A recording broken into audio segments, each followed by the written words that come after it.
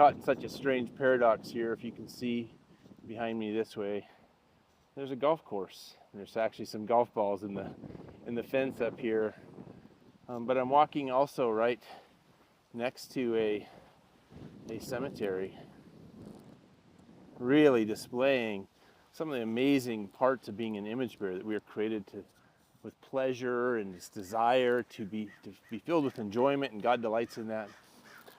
But also just the value of human life that's on display here. We know that there's something unique about image bearers.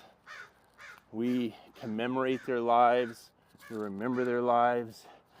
These lives are different than all the other creatures on the whole planet because they're image bearers of God fundamentally. And whether we're on the golf course or we're in the cemetery, we can really celebrate that.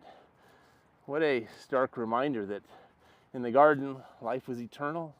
We were meant to abide with God for eternity.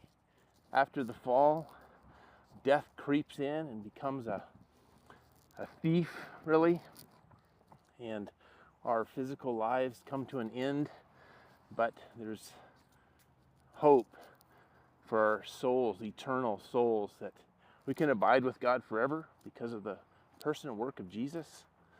That this righteousness that's required to enter into his presence, to abide with him eternally, that we had in the garden and we lost in the fall, has been provided through Christ fulfilling the demands of the law, and now giving us that very righteousness, imputing it to us through his death, burial, and resurrection.